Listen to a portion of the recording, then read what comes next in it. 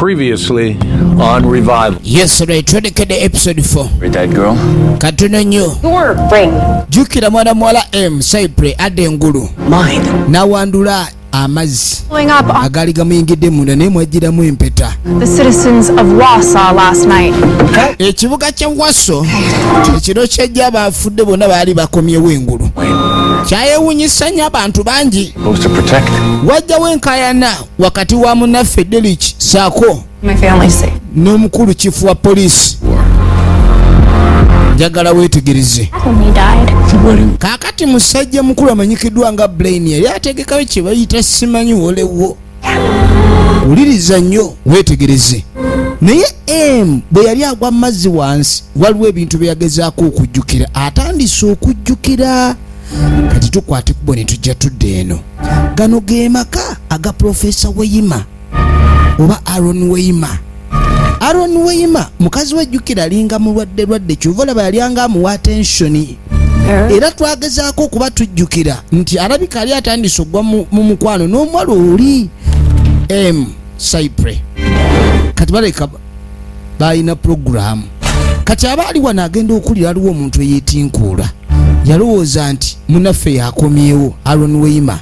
Kati kumbe waliwo ayina flash gyaguddeko mu drawer. Ono awulidde enswagiro mu nnyumba yenna kyala agenda okujja. Kumbe omuntu yayitawo emisinde teyeetegereza naani era nadduka.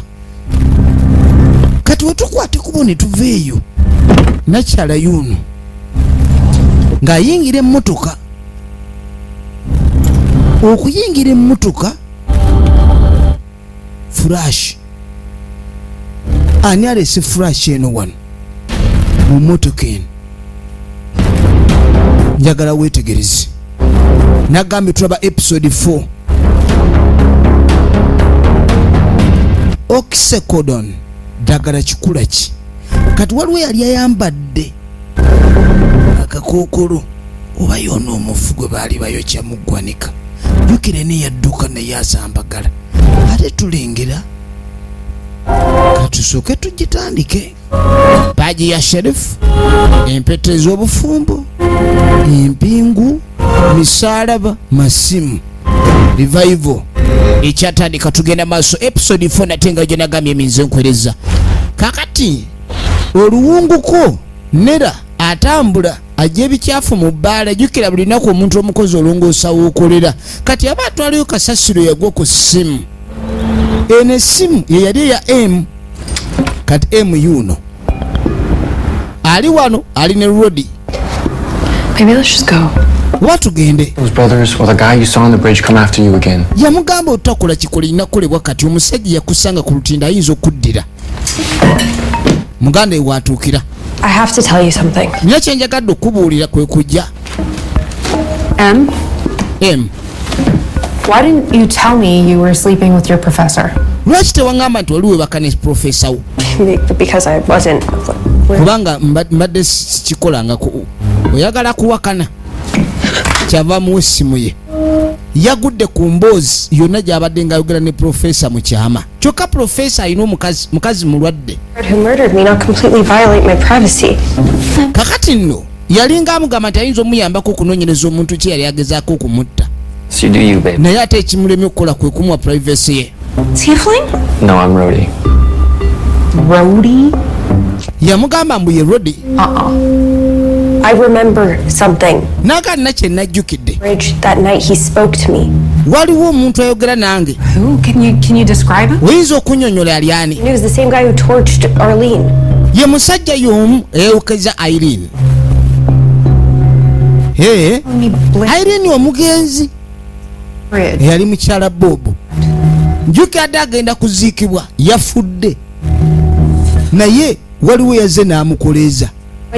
Oluvannyuma lw'akanamukadde kali okuwalampa keesi eri. Kati yamuga tujja kwetaaga. Ogenda okusinkana loodi oyo. Yamugamba kijjukire nze ndi musirikale. Oli muganda wange ate oli muto myaka 2 tonatuuka kukola bino. Kaakati ono tayagadde ebikolwa by'omulenzi ono ne muganda we. To hang out with your nephew? Katonda watu. sisita wono nga mukambwe kati yakwate kubo n'alyoka ajja mu junkyard gye basuula ebimotoka batugambye nti Lodi amanyikiddwa nga Brain eno gy'abeera kirabika gyaddukanyiza emirimu gye waliwo ab'emmundu. I need to speak to Mr. Abel. Kati yamugamba yeetaaga okugaana Brain Abel It's cute. kwe kumunyonyoza nga empunu. Go on. Kati musirikale gwe bakola bino A wise comment. tuba tuli awo ne bano ne batuuka The hell? kyokka abadde abaganye Stay put. bwe nagambe tosiguka kigere kye wandikoze Dad? kumbe naye ayagala okumanya kwe kugulawo. It's okay, gentlemen. Kiryoka ba gentlemen ye Ebo There's nothing to fear from the law. tewali kye muyina kutyadde okweraliikirira eri amateeka oba okuva eri amateeka. Kind. If he deems her unworthy, then he will smite her down. wuuyo Sounds painful. Where were you on the night of December 18th? wali luddawa ku lunaku olw'ekiro nga 18 ogwe Desemba. You were Abantu bangi bali bakola ebintu bingi ku lunaku olwo. I was called to Nayitibwa vehicle off Lester Majak's property. okubaako emmotoka emu gye nalina okunona Balls. okugijakinga off the property. Why Bano ba breakdown era kyova olaba emirimu gyabwe bagikola eno mu Junkland. did to a call you drove to Bull Falls, got out of your truck and Kakati waliwo omuntu eyakuyita vehicle?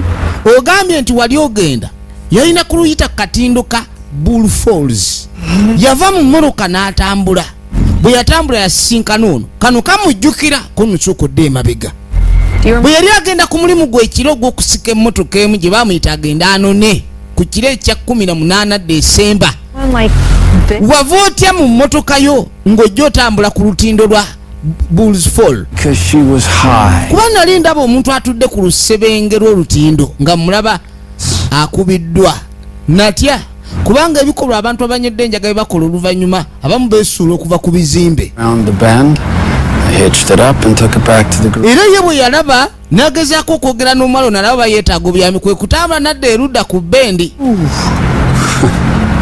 Did you see or speak to her again? wayogera naye omulundi omulala There was something like an explosion. yawulira ekintu ekibaluka You saw it. oba naye yakiraba Talking about. kikyogerako waliwo ekyabaluka ng'ekiro oba ekitangaala Lit up the night sky and kubanga kyatangaaza obwengula bw'ensi wonna you must have seen it. oteeka okuba wakiraba. Okay. waliwo ekyabaluka ekiro ekyo Yeah. ne kitangaaza obwengula bwonna abasinga baakiraba.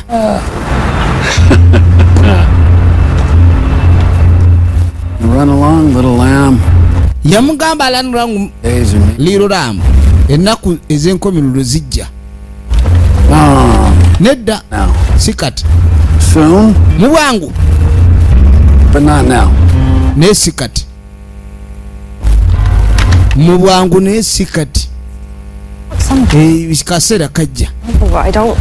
ono alina kyatategeera omusajja ono ku lutindo yaliwo ate nga alabika ono yali anyweredde enjaga. Are you kidding? No. wegala kusaaga He knows something. Come on. omusajja alina kyamanyi akigaanidde kyogera tuddeyo tumubalula obutuuliro tumugyemu amawulire To do with what happened to you? ku kintu kyonna ekyakutukako ekiro ekyo toyina kunoonyereza kugenda kuteekawo toyina bukugu obwo nze mbuyina Right? kati njagala obeere mukakkamu osobole okutambuza ensonga eno mu butuufu bwayo. I get it. Nkitegeera And I trust you. kati kankwesige. I know it. wabula yamugambye nti Ebo yaliyo ku lutindo olw'ekiro ne Ebo nanyonyola his side of story lwaki yali ali ku lutindo olwo ate ng'omulimu gwakola bakozesa emmotoka zino ezitowinga buli wamu on registry kati batandika okuteeka amawulire buli wamu in car singa wabeerawo omuntu yenna nga reviva tujja kwetaaga mu ndagamu nti okubamu sitampu is a business. tusobole okutulakinga wawooli bamuteeramu sitampu nti reviva. Please kakati n'abantu batandise obbaboola ebyaddala era ne maduuka tebakyagala kuguza ba reviva Right. oba ensonga eyo ogiraba kati bano badde erudda bapoye Your case. The guy that killed his daughter? tuba tule ne wabaawo akonkona kyava asituka ajala baani akonkona ogenda okugulawo nga kitaawe What are you doing here? okola ki wano? What am I doing here? I'm with my friend. What are...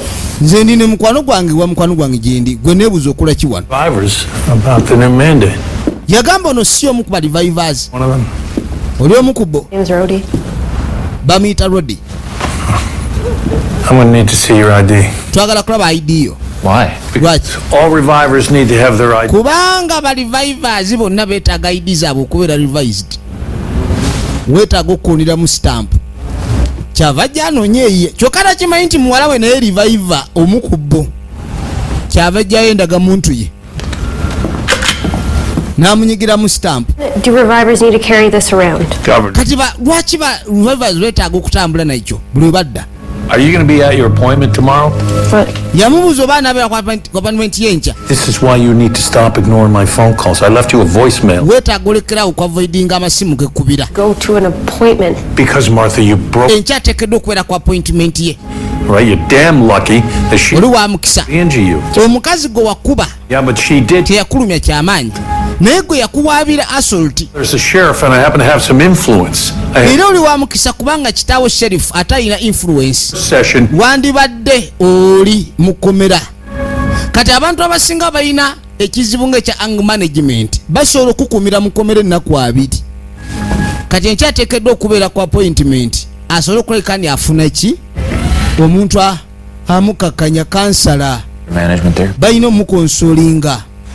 Omuntu yenna bw'abeera n'ekizibu anger management baba tebeetaaga mpeke oba ki kuba tewaliyo mpeke zikakkanya muntu anyiize baba beetaaga counseling ya appointment gy'abadde amugamba.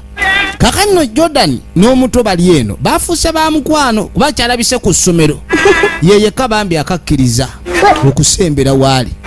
Kati balina akatabo ke bali mu kulaba bwe banyumirwa. Lediyo nebanga ebuza sooka olindeko. Bali mu katenti mu ttale. Okubeera mu ttale kiri so peaceful naddala mu budde obw'emisana ng'akawewo ka nature. Ettaala n'eryoka ejja ku katenti k'abaana bali eno ekiro gye bali mu nsiko. Oguloboozi ne ddoboozi kyeryo eddoboozi eritokota ng'endebe egwa. Ogenda okuwulira alengera engalo ziringa ezaamuwa butwa. Ngalo zikutte ku tenti kibadde kyekyo simanyi bwe kisembedde ne lediyo ebadde ng'evuddeku. Bwe kisembedde ne lediyo ebadde ng'evuddeku.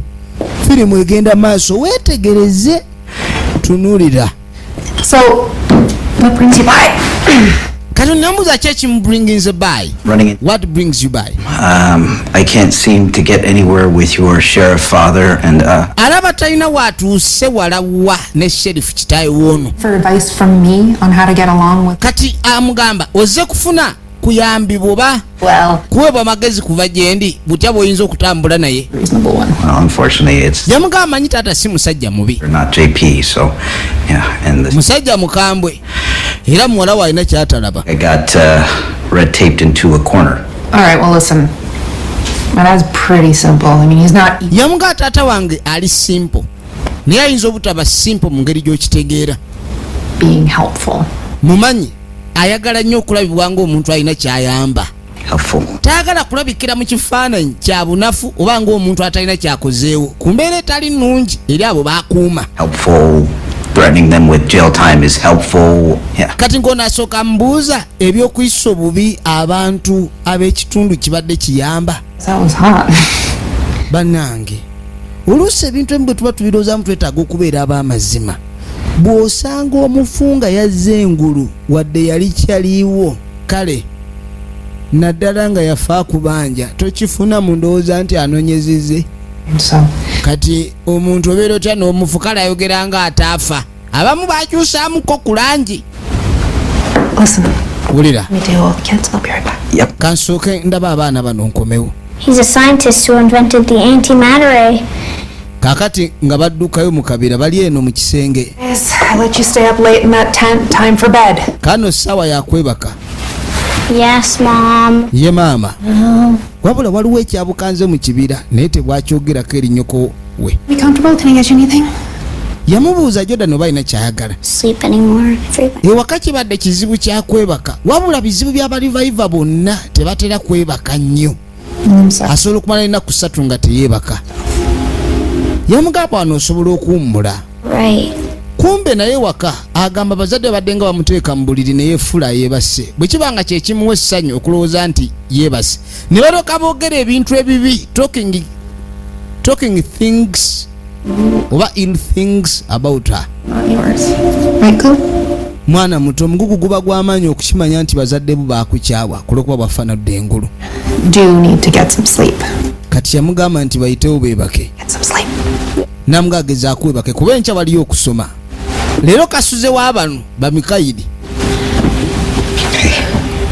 Why? Nange ndabika njagala kusiibula. Can I, Naye nga sinnagenda. dinner tomorrow? Mbadde nkusaba oba enkya twandiridde ffene ekyeggulu olaba otya. Ne tudde wa musajja mukulu ali wano. Chifu. Only be a minute. Yayitawo najja nakyala. Hey. Did Ken send you here? Yambuuza wa Ken yamusindise munda wano. Mayor can speak to the almighty sheriff of Wassa.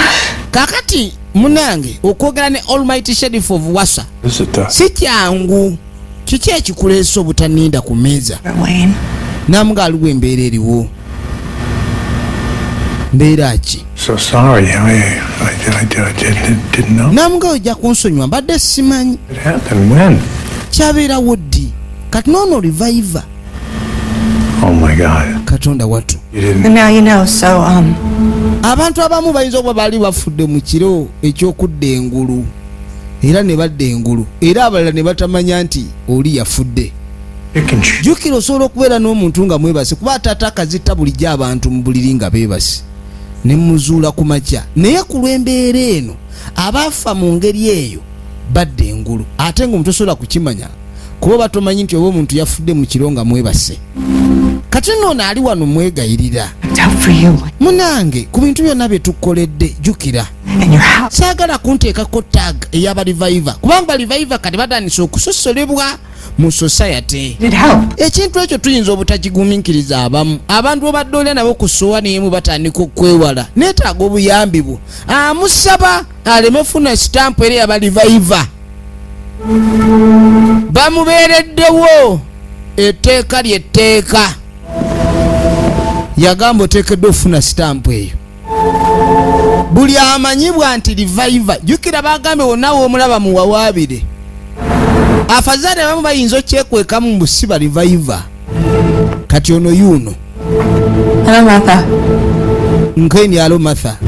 Jangu. Yamuyita nakyala. Kakati nno mukazi wa profesa we. Together. Yamuganira ensonga zenjala tuyiseemu. Anything that you feel like discussing? Owulira nga aliwo ekintu kyewulira okagala okudiscussingako. Say, Martha, I'm not about forcing a dialogue. Sigezaako kuteekawo mbeera ya kuforcinga dialogue. Help you. Wabula mmanyi nkola ekintu ekiyinza okuba nti ekikuyamba. How do you think being a reviver's impacted your emotions? Ekyokubeera part of the revivers kimpactinga kitya emotions zo. Dr. Weimer. Yeebuuza. And he told me. Yamugamba totya dokita oba profesa Waima yaŋŋamba jjukira Waima mukazi bawoono. Wanted to help. Njagala kuyamba. Does doctor-patient confidentiality cover this? It does. Yabuuza oba engeri ng'eno dokita ono oba profesa ekintu kinayinza kikumanga kyama confidentiality. Yabuuza ekuuma ebyama bya kino kibiriruddawe kwentotya. Went through the greatest trauma anyone can experience. Wuliriza. Now, do you remember what happened? Kati yamubuuza oba ajjukira kyonna ekyabaawo. In pieces. I was high a lot back then. Kati yakwata ekkubo nadda erudda. Pain self. Ku Bull Falls. Jjukira katinda ka Bull Falls oba Bull Falls Bridge. I guess you Baafunira akabenje awo maama waabwe n'atuuka n'okufa era kyewuunyisa okuba nti ye obulamu yabusigaza kuba yali avuga. awful. Kakati yawulira obulamu bwe bwonna abadde ng'ajjukira ekintu kino ng'alinga eyeetisse omugugu okubanga maama wo gwe wavaako okufa kwe kikujjukiza obulagajavu nga bwe butali bulungi mu bulamu bw'omuntu yenna. Ne bwe yakwata ekkubo n'addeyo mu kiro ekyo mu kujjukira maama we. I don't know. Oluusi kyayongera kumuzita omanyi ogera nolowooza nti okujjukira ku kintu oba kireeta okuwona. You were in a very... Kumbe it's a recurrence. But there were a lot of... Oba ofuna recharge oba okuzza ebyayita. Things I Kati yawulira ebiwundu bye bimu kyekyamuviirako okunywa enjaga. need, but I don't. Kati enjaga yamukuba nnyo ku olwo n'abaala kyajjukira bigenda maaso. N'ebintu bye yalaba ekiro ekyo tabijjukira. Naye ayinza okuba tabijjukira lwakuba njaga yabimwerabiza.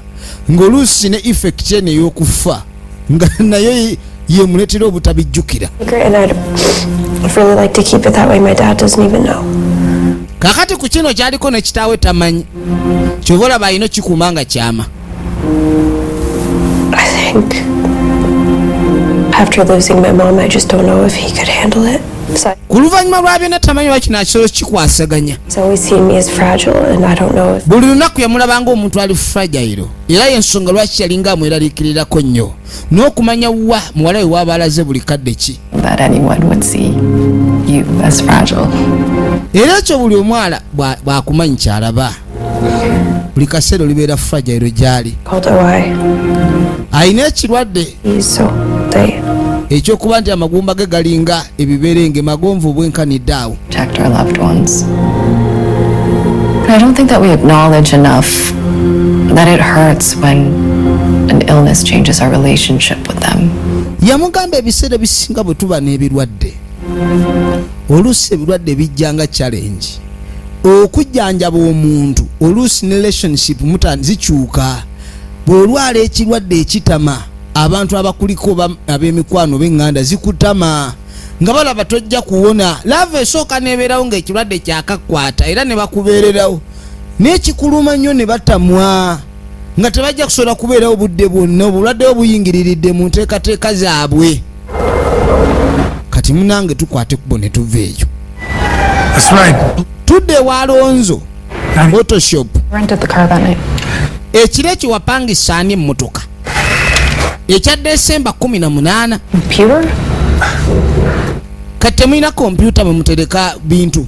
I told him throw them all away. Kompyuta ezo tazaagala. Matter, they all emit radio waves. Kati mbu kompyuta ebbugumu lyazo kwega mulimu radio waves.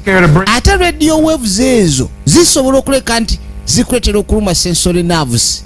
Tetumanyi ddagala na surgery ku sensory nerves. Something instead of bringing it back. Munange okutunuulira ennyo kompyuta kiyinza okuviirako okulwala. Kati oba olaba ono y'ebibyo byonna biri manual. First license?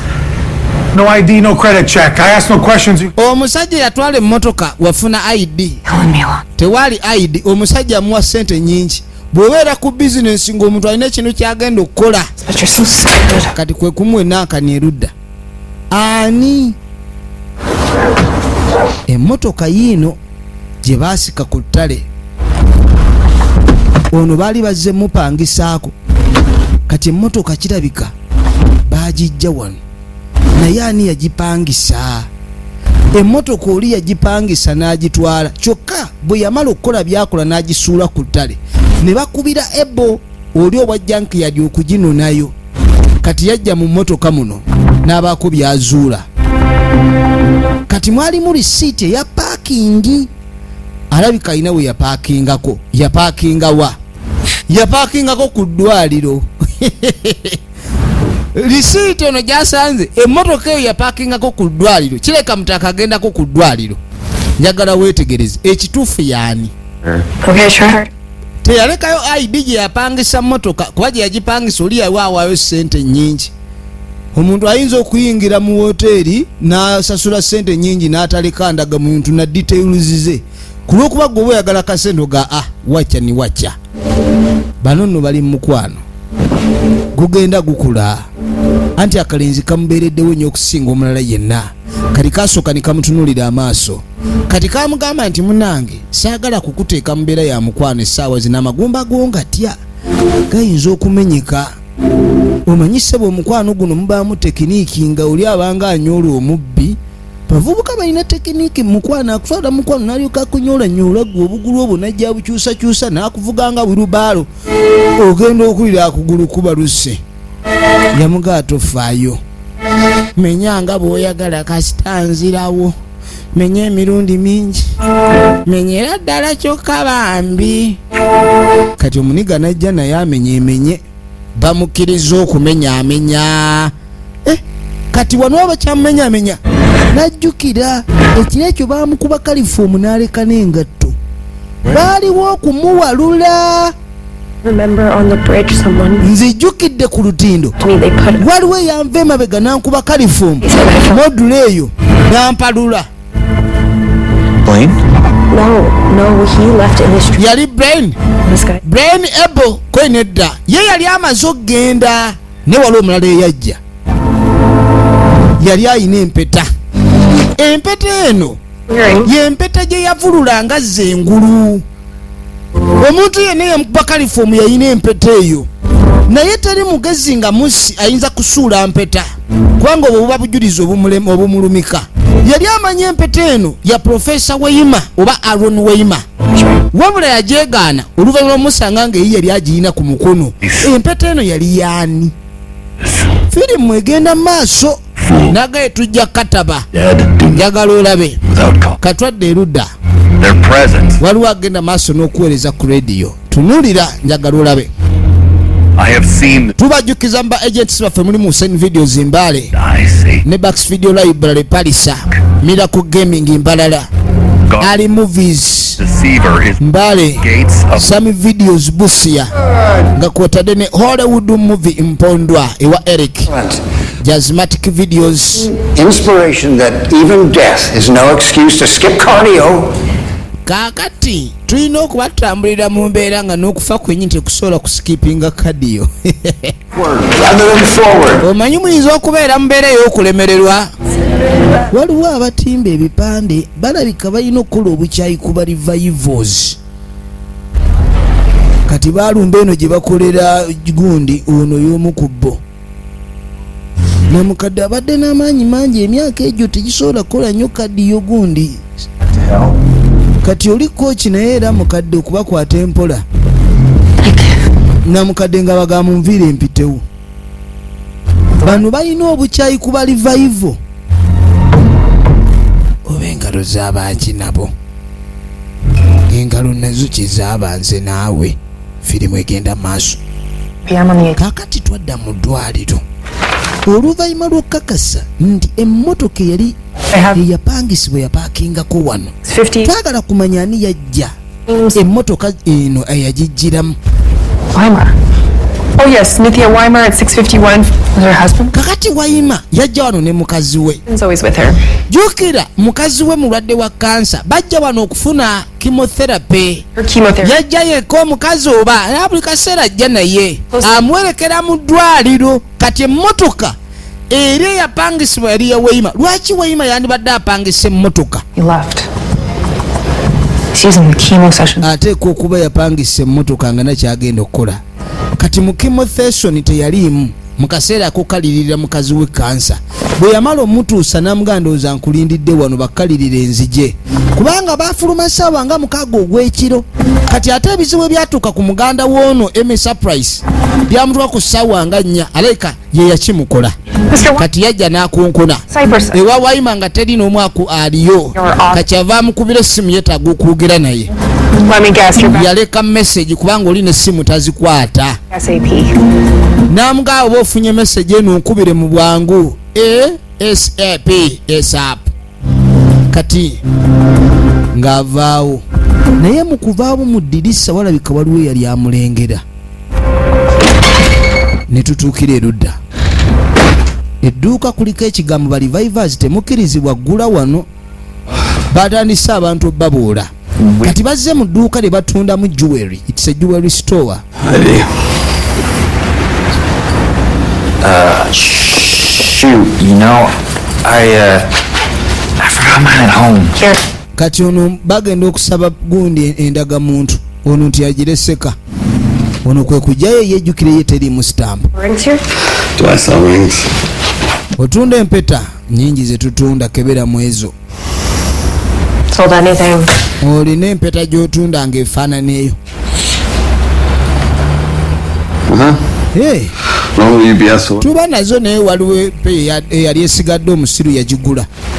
Ani? Bana. Kaakati empeta eno yagulibwa mu biseera ebya lockdown. Ate amaduuka gali tegakkirizibwa kubanga maggule. Kati bamugamba totya tetuli bwa poliisi. Okay. I told him I couldn't order one in because the quarantine, but he was desperate. Saagala bad disappointing. He lost it, offered to pay me double. Naye omusajja ajja n'amuwa ssente double. Ku ssente entuufu ezirina okugula empeta eno. Oli yamuwa essente n'amugamba akole ne delivery. Kubanga mbuno mukazi we yali wa kumutta. Eyagula empeta eno yali amaze okusuula empeta ye ng'atya okuddeeka nga tagirina. Kwe kujja n'agula empeta. Ladies and gentlemen, ani yagula empeta? Kyava akebera. Wawe yatwala empeta, delivery wawe yagikola. Kati yali talina na kugitwala waka kubanga mukazi we yandirabye ono ng'aleeta delivery. Yamusanga walala. Kati bagenzo kyetegeeza nga yali ekisiwono. Profesa Weyima Aroni kennyini. Yono kikulega nti Weyima kubanga yamutuga ayina empeta ate yali empeta ya Weyima ey'obufumbo erabika yamugwako mu butanwa oba mukanyolagana obanga oli bamutuga amuluma engalo empeta n'agimira. Kati ono nadda n'agula endala alambike nga atannasuula yiye era bwe yamuzuula ogusooka yamugamba nti anze empeta yange njirina. Kati ajja yakwata essimu n'abakugu akubira. Asanze woofiisi yataganjuddwa n'amanya nti waliwo yakikoze. Kati yamugamba kimanyi yeggwe. Ekintu kino kisusse we kirina okukoma. Ekintu twakola ddiiru ne gatukoze ddiiru. Talina kye yasuubidde omukyala. Teweerabira. Nange bwe mba nsirana sisirana bw'omu naawe ngenda naawe. Oli najjako essimu. Alabika mu manyanga ge bazze bakola. Alina be yabikola naye. Naye omuwala bamuttira ki? Kati ate wuuyo yadde engulu. Kati omukyala avaayo. Yamubuuza oba ali bulungi. Why was that officer at our house? Lwaki omusirikale yezze ewaffe n'amugaa tofaayo ngenda bitereeza? Ki kyotereza Aroni? Naye obuuza nnyo naawe. Genda mbuliri. Bambi mulwadde wa kansa talina kuboggolerwa atyo. Yamugadde eri. Kati alina ebintu by'alina wano abyokezza binuza taagala mulala yenna abirabeko. Omuntu nga yakoze omusango si mu kutya naye wabaako waakolera ensobi. Ensobi neefuuka kuru mu kunoonyereza. Kati laba omuwala kye yakola. Yajja n'asala enviiri. Enviiri azikutudde. Njagala weetegereze. Tubagamba Owen Movies asangibwa Madugomba. Noni Video Library. Mbale Namaka. Namakwekwe. Ate nga timu Godigodi Kizungu Mbalala. Abe mwena abe Masaka mujukire mu Nyendo Mindset Videos. Apollo ye film distributor. Okuva Entebbe awo nakajansi kauku Videos and Electricals. Filimu zaffe jo zibatuusaako. Tulaba sinema emanyikiddwa nga Revival eva Mwemis Production. Kakati nga amaze okitegeera nti omusajja ono yamutta. Yamuttira ki? Kakyagala okumanya. Akyusizza attitude. Ono yamugaa sikiwana ekyo kirowoozo kirungi. Kwenti nze ndaba kyekisinga. Kati n'asooka ayambala. Ekiwovulu alina kyayambadde kino. Embeera eno si gye wandibadde ogenda nayo maaso. Kinaatuyisaamu. Tewandikoze bw'otyo munnange. Kweri n'oba tomperekedde sijja kwetaaga. Sirina muntu gwe neetaaga kino ngenda kikwasaganya bwogu. Weetegereze. Kati nga tujja tukwata ekkubo nga tujja tudda ewa Ddana. Tuba tuli awo nga dokita wuno atuuse munaffe Ibrahim Ramin. Freaking out. I am not free. Maama waali wa Queen yalinga yatidde. Queen sinatyawo ndaba laba kaasuddemu bagenda out. You look stunning. Olabika bulungi. You look nice. Naawe olabika bulungi. Yaddaaki. The babysitter, no. Ono kyavayo yongere tajja bisobola. You're still staring. Is this good staring or bad staring? Oh, no. Baabo. Don't take this the wrong way, but part of me thought when I showed up that you would still be in uniform. Alabika bulala nnyo era wabeera nga tali minifumu olaba ekikyalo ekiboobedde. Ngeno va mu kweyogeza tugende. Jjukira tamanyi byakwogera. Omwana amuleka ewaka abazungu tebakirinaako buzibu. Omusajja akuba nnyo amanda amunona n'osigala ewaka. Essimu yino sooka owulire. Kaakati ono yandereyo oli Adamu mukulu waabwe Anthony ali mu Hell's Kitchen New York. Kati Baby. Shut the hell up, Andrew. Gova mu by'okweyogeza Andrew. I talked you boys up enough, but ain't no way in hell you're running this operation. Nangawe n'ogeri n'alenzi onye teyamanyi ngeri gy'oddukanya mu bintu bino. Shit, Irish cop. Temulina kwerabira nti nange ebintu byenkola saa bintu bya muzannyo. On the line that'll get me back in there. And this Kaakati no yamubuuza oba omusirikale we yamuyambangako okukola emirimu emikyafu akyali naye. Twagala kudda waliwo eminyo twagala okwasaganya. Kati abadde mu New York naye ayagala kuvayo kudda mu Waso. I'm done waiting. Gwe nze nkoye okulinda yanguwa. Kaakati Anthony naye ayina bossi we. It's an emergency. Hang on. Trompapya mulalu kyova olaba ne baganda be bamutya. Ne baganda be bamutya. Give Mom my love. Gamba maama nti mwagala nnyo. Gamba maama nti mwagala nnyo. Taking care of them, we're even. Kumbe ono ye ayina mwezi kyayoge. Saaga kintu kinaka kino ekyo naye tubeera even. Tambula. Weeterawo. GPS doesn't know what I know. Oli ayina gwakubidde essimu n'amugamba nti tuli even kino we tukimaliriza. Baagala kumaliriza ki? Tunuulira. Aaron Weima genda mu kibira ekiri emabega lwaki weetera wali. Kati Aaron Weima alaba wamwereza message ng'alinga amugamba nti engeri yatandise okumunoonyerezaako babeeko akabira akamu we basinkana mbulire buli kimu. Kati olwedde ye wuuno ayingidde akabira. Aaron Weima bwa Professor Weima yali X1 wa M Cypress muganda wa munaffe Dana Cypress. Kati omanye ekyewuunyisa ate Dana yasooseeyo. Kati alabika naye abadde amulinnya akagere mu ngeri emu oba endala. Binaggwa bino binaggwa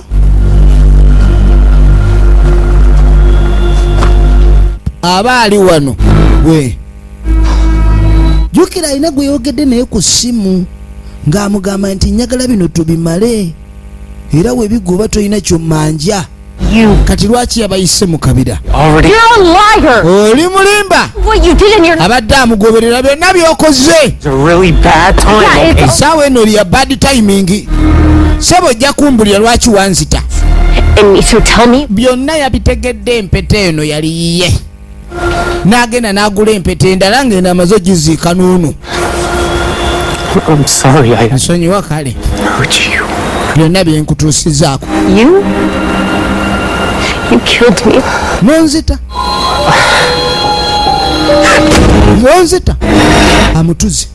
Amutuze. Amugudde malaka kuno kutuga. Kumbe ne bano baabano. This is pretty spooky, man. Kifo kye kino tukola ki wano? Wagambye tugenda ku date. Omusirikale ne waba ku date aba ku duty. Olwedde ayina emundu mu bisambi n'akajjayo. Ayinayo kali. Nyenda kudda tofaayo nyanguwayo. Ali ku mulimu. Mukazi ono okwagala abapoliisi nagukolayika si mulimu mwangu.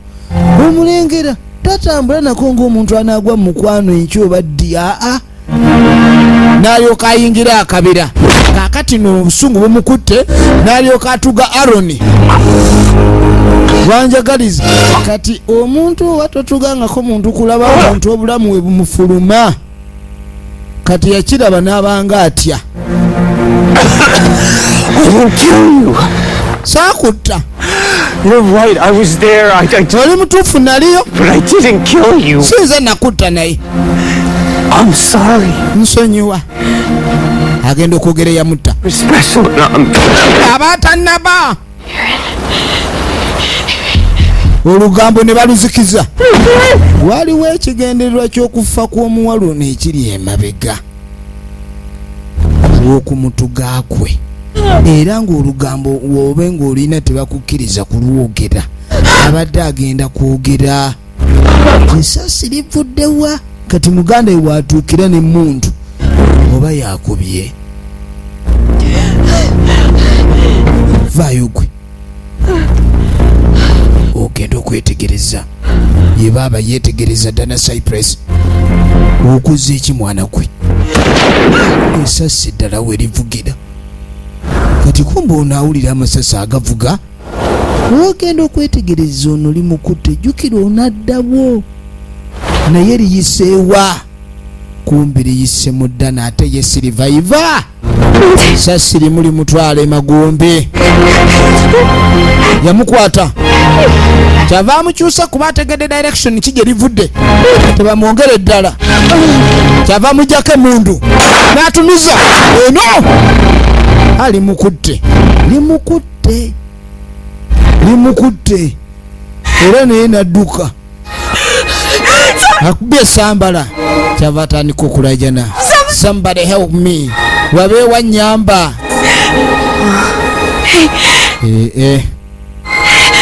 Ariko ye wabi wate agenda ku ddina naye teyatuusa ku ddina kuba kati ompulira. Awulira bulala. Awulira obulamu bugenda. Yatunula mukazi atandika okuwulira amaloboozi awulira nga maama wamuyita nti yabasookayo. Obulamu tewali. Twe tulaba episode 4 ekibuzo kiri nki ekigenda okuddirira. Tujja kuba tukiraba mu episode 5. Ronnie's Entertainment muno woche natenga bulijjo. Tubagala nnyo mwena abatulagala Uganda yonna abankumire.